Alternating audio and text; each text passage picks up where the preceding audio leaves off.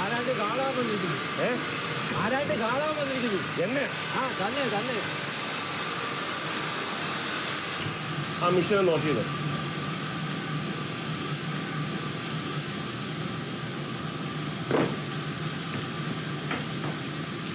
ആരെ കാണാൻ? കാതികൻ ചന്ദ്രസേനെ കാണാവുന്നതാ. അത് ഞാനാണെന്ന് ആര് പറഞ്ഞു? അന്വേഷിപ്പിൻ കണ്ടെത്തുമെന്നല്ലേ. കുറെ കഷ്ടപ്പെട്ടിട്ടെങ്കിലും ഞാൻ എത്തിയത് തെറ്റിട്ടില്ലല്ലോ.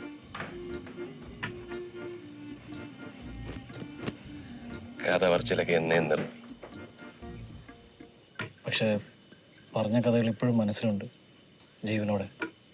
പത്തേലയും അനീഷയും വിലയ്ക്ക് വാങ്ങുമൊക്കെ എന്നെ കുറെ കരയിപ്പിച്ചിട്ടുണ്ട് കൊച്ചിയില്. ഇനി കഥാപ്രസംഗം പറയാൻ ഞാനില്ല. വേണമെങ്കിൽ കഥകിന്റെ പലക അർത്ഥം. കഥാപ്രസംഗം പറയാനല്ല, പഠിപ്പിക്കാനാ ഒരു കുട്ടിയെ. യുവജനോത്സവങ്ങളിൽ കുട്ടികൾ പറയുന്ന ക്യാപ്സ്യൂളല്ല കഥാപ്രസംഗം. പാടത്ത് പണി ചെയ്യുന്നവരെയും കൂലിപ്പണിക്കാരെയും ലോക സാഹിത്യം എന്താണെന്ന് പരിചയപ്പെടുത്തി കൊടുത്ത അതുല്യ കലാരൂപം.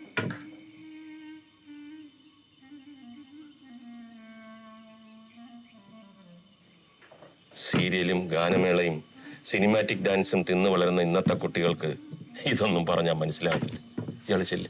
ചേട്ടൻ ഉദ്ദേശിക്കുന്ന പോലെ ഞാനൊന്നും ഉദ്ദേശിക്കുന്നില്ല. ചെന്നാട്ടെ, എനിക്ക് വേറെ പണിയുണ്ട്.